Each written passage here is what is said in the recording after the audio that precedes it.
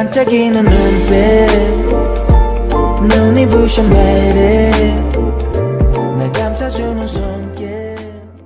공진단 전 대표는 제 친동생이 아닙니다.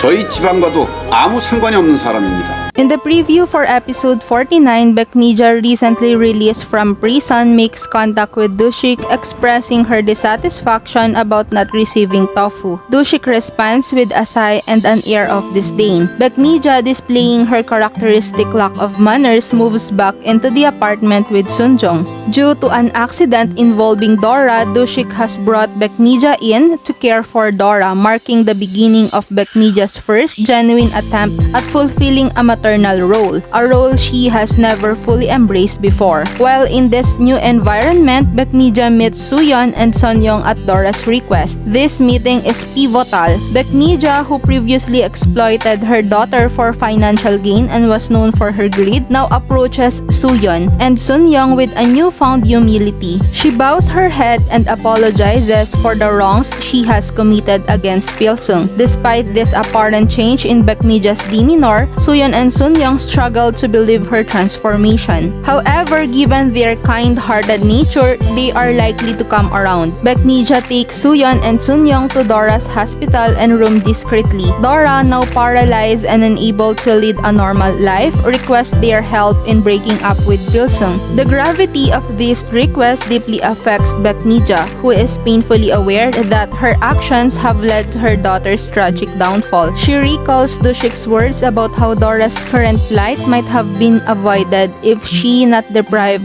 Jin-dan of opportunities. Overwhelmed by remorse and regret, Baek Mi Ja comes to terms with the devastating impact of her actions on her children. Despite her tears of regret, the damage is done. Her daughter is paralyzed. Dojun has ended his relationship due to her actions, and Dushik is mired in debt from her financial schemes. Baek Mi Ja's failure to protect her children has left her feeling deep shame and guilt. Even with her release from prison, Baek Mi Ja's life remains difficult. She acknowledges that to truly atone for her mistakes, she must dedicate herself to taking care of her children and living as a genuine mother for the rest of her life. To this end, she agrees to Dora's request to find a safe place where Pil Sung cannot reach them. Without informing Dushik and Dora, Baek Mi Ja and Dora retreat to a remote countryside, an area where they once lived happily with Dora's deceased father. In this nostalgic setting, Baek Mi Ja tends to Dora's needs, taking on the responsibilities of a mother with dedication. She now sees her daughter in a new light, different from the way she previously treated her. Given Dora's paralysis, Baek Mi Ja takes on all the tasks of caregiving, including cooking, doing laundry, and earning money to support her. This contrasts sharply with their past struggles when Dora had to work at nightclubs to make ends meet, and Baek Mi Ja, despite receiving basic livelihood support, still neglected her responsibilities. As Baek Mi Ja focuses on caring for Dora,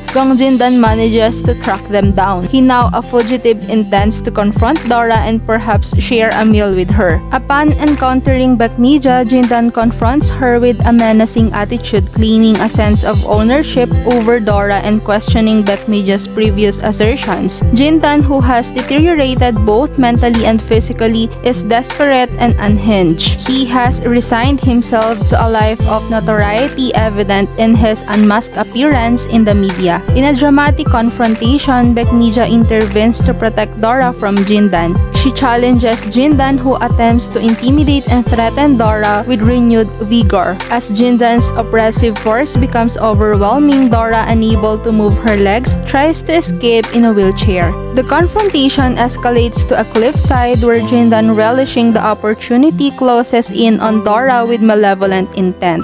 At this critical moment, Pil Sung arrives and subdues Jin-dan, saving Dora from the immediate danger. However, Jin-dan pretends to be dead and, seizing a moment of distraction, tries to attack Pil Sung with a sharp rock. Baek Mi Ja, who has followed them, intervenes by pushing Pil Sung out of harm's way, taking the fatal blow herself. In a final act of self-sacrifice, Baek Mi Ja embraces Jin-dan and they both fall off the cliff. Through this ultimate sacrifice, Baek Mi Ja finally redeems herself as a mother, giving her life to protect her daughter and atoning for her past mistakes. That's all for today, guys. Thank you all for watching.